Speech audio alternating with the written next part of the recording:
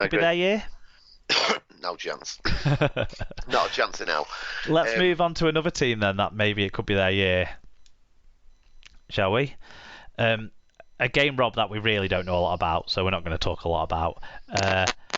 Catalans versus Wakefield. It was 40 points to 20 in the end to Catalans. It was 20 points to 12 at half-time, although Wakefield did take an early lead. Marcus Griffiths was flown over for the midweek appointment in France. In terms of the stats, over 300 more metres at 1.1 metres per carry, better average game for Catalans. 3 more clean breaks and 8 more successful offloads. All wins on the stats for Catalans, helping them to overcome 3 more errors made. Wakefield only just scraped over 1,000 metres and fell below 90% team tackle success rate, so we're not at their best. Individually, Fuad Yaha, 2 tries. The second of those, an absolute cracker. I don't know if it was more an element of luck to it, because I don't know how good his footballing skills are, but a brilliant try, 152 metres. Tom Davies, 148 metres. If you counted his sideways metres, he probably had 500 after setting up that Fuad Yaha try. Joel Tompkins, 140 metres, and Sammy Soni Lange, 5 tackle busts and 132 metres. For the losing Wakefield side, David Fafita had 2 tries, 6 tackle busts, 109 metres, 2 clean breaks. Kalepi Tanganoa had 140 metres, and Joe Arundel had 118 metres. We had one fan view on this one, Rob. Yep, from Alan Walker. This is getting fucking repetitive. We've played Leeds back-to-back, Wakey for the 3rd time. We've got Hull KR next up, number 3 too, and they want people through the gates. Only 6,267. It's like eating in the canteen with the same menu up every week. Paella on Thursdays. They need more teams and less games against the same teams. Oh, we won. We fluffed a lot of chances to put on a score. Maybe the players are bored too. In his own remarkable, unimitable fashion, Alan's made a good point there, hasn't he, about how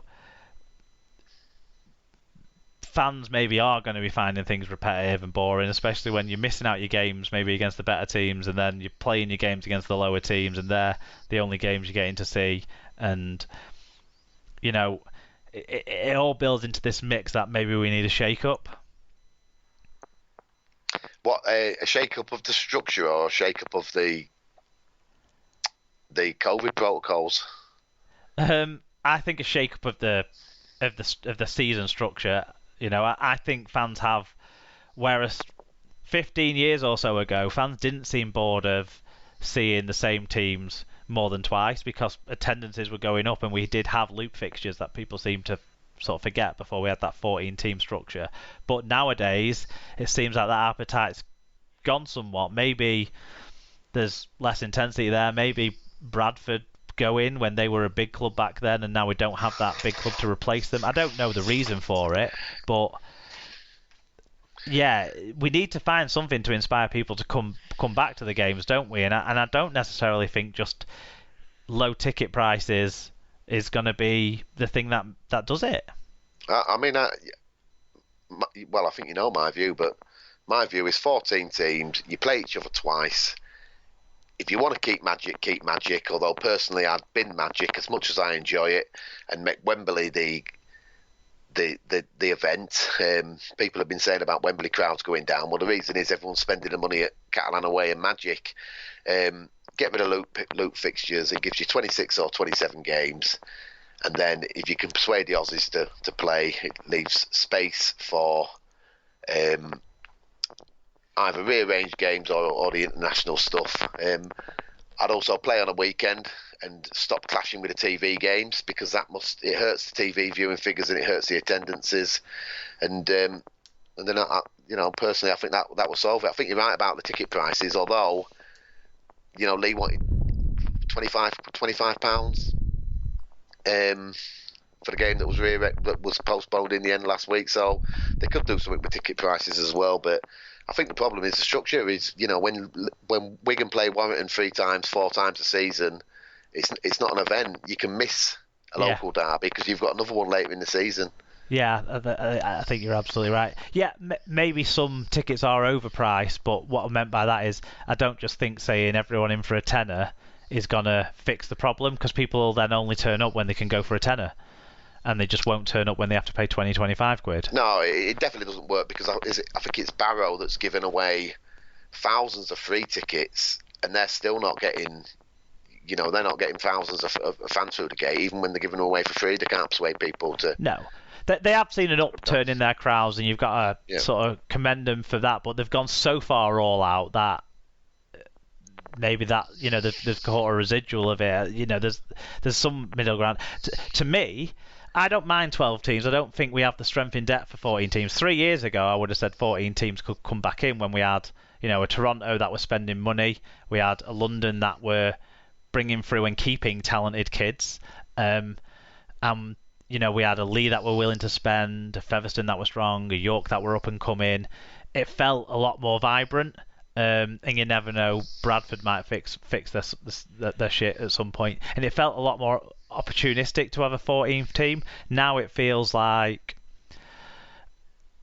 there isn't enough quality around in Super League, let alone bringing up 2 more teams. So I think keep 12 teams, play home and away, and then 40-20 Live talked about this a bit, but I'd been thinking on an idea, and I hoped I didn't have the same idea, and I don't think I've had quite the same idea as them. They talked a bit about making Magic this year a 9s event just because what's going to happen if 2 or 3 games get postponed at Magic because of COVID.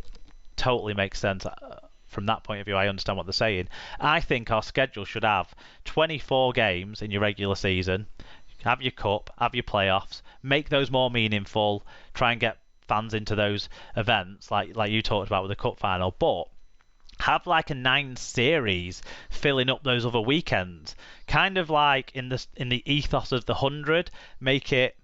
Not make it franchise based, but drop the team names. Drop the town names from the team so that you can have it in Birmingham or Cardiff, and they're going to watch the Warriors versus the Tigers. They're not going to watch Wigan versus Castleford.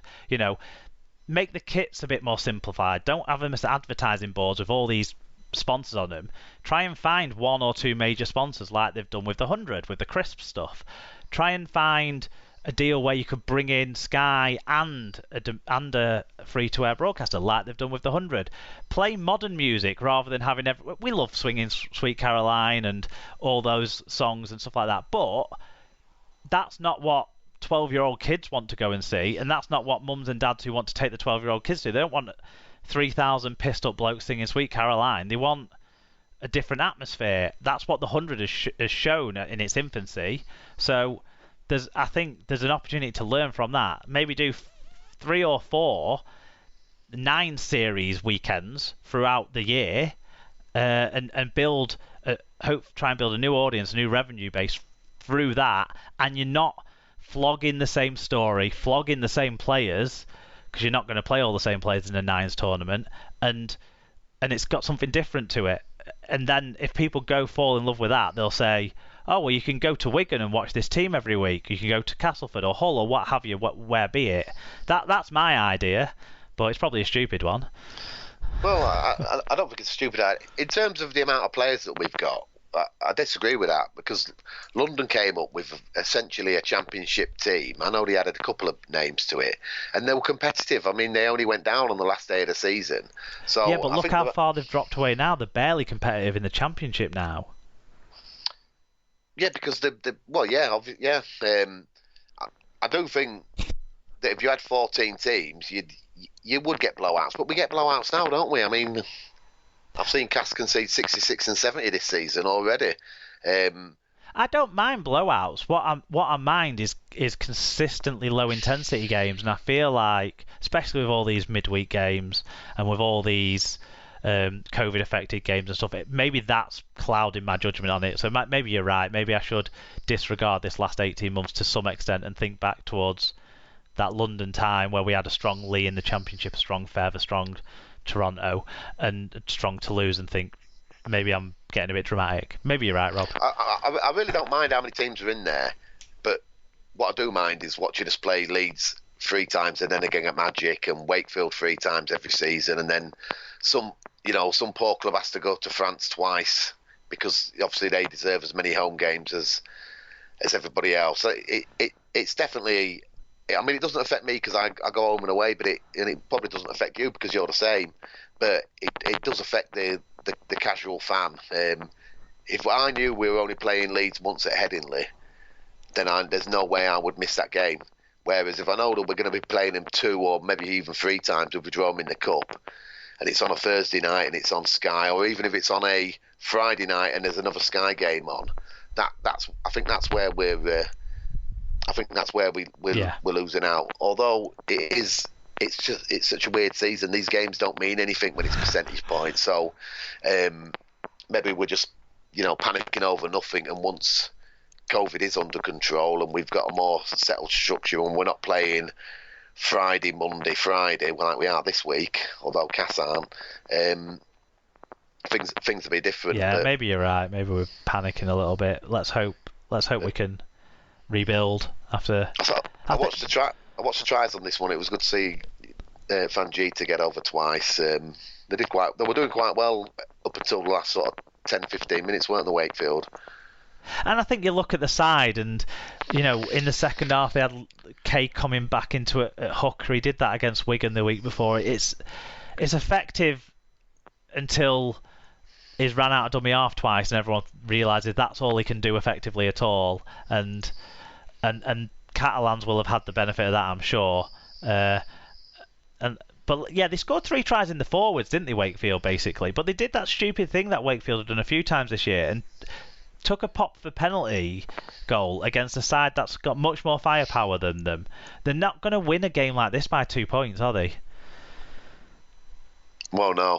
And if they didn't take that penalty point, I went Catalan by 22. So that was very disappointing. They took that penalty goal. Bloody Mason Lino. Although I'd take his kicking boots right now at my club. Catalans did score that amazing try at the end of the game, though, didn't they? It was kind of almost out of nowhere. Tom Davies ran towards his own sticks, ran all the way across the pitch. There was a Forrest Gump element to the just get the ball and run. But eventually he put an end product on it, and then Fuad Jaha with the football skills. Yeah. Well, yeah. I mean, you asked me if it were Warrington's year. It could well be Catalan's year. It does have a feeling like it's something going there. I mean, even Joel Tompkins is performing in the props. When they have players out, it doesn't seem to hurt them so much, which is what the worry was with Catalans at the start of this year. But Morg, Laguerre, Gudemond, they've all stepped up. Yeah. I'm just imagining the meltdown if they do get to Old Trafford and there's one end up completely empty. What the fans would think about that one. I'd be there though. I think it'd encourage me to go as a neutral, even if my team aren't going to be there. Let's not fuck around. But let's talk about 2 other teams that think they're in contention to be there. Third game, the second TV game, Hull FC versus Leeds. It was 6-4 to Hull FC at half time. Talking of teams who kicked penalties, both teams kicked some penalties in that first half. It finished up 22-12 to Leeds. They bounced back with a superb second half. Liam Moore was the referee, always a favourite for the old faithful at Hull. In terms of the stats, they were quite close. Both sides made around 1,300 metres. Hull just under, Leeds just over that figure. 1 penalty and 1 error different, although Hull made more of both. Leeds edged the average gain, but Hull edged the team tackle success rate. So pretty balanced. Crucially, though, Leeds were able to create 2 more clean breaks, helping them to get over their hosts. Individually, Ash Hanley 145 metres. Should have had a try assist, but not quite. Mikoledski 130 metres, Zane Tetevano 113 metres, and Harry Newman, who's made an excellent return to the Super League fold. 5 tackle busts and 106 metres. He being my World Cup squad with the form he's showing after injury. Chris Satai with a remarkable 13 marker tackles, 7 tackle busts, and 201 metres. Danny Houghton 53 tackles and 11 marker tackles. Yeah, mate, that's what he does. Beretta Faremo 5 tackle busts, 145 metres, and Connor Wynn 5 tackle busts and 132 metres and 1 pointy elbow. A few fan views in on this one, which is great to see given the short time scale we gave people on this one. Do you want to take us through the first one, Rob? Yep, St David. Boy, Hull are missing Jake the Snake. Dominant field position first half, but no creativity near the line. When it came to the crunch, Leeds made it count, hoping for a few Hull bans for Monday night. Big smiley face. I don't know when the disciplinary's convening to talk about those games, whether they'll do both rounds together next Tuesday or whether because they can't pull someone out on the day of the game, can they, you wouldn't think, on Monday? You wouldn't have thought so, but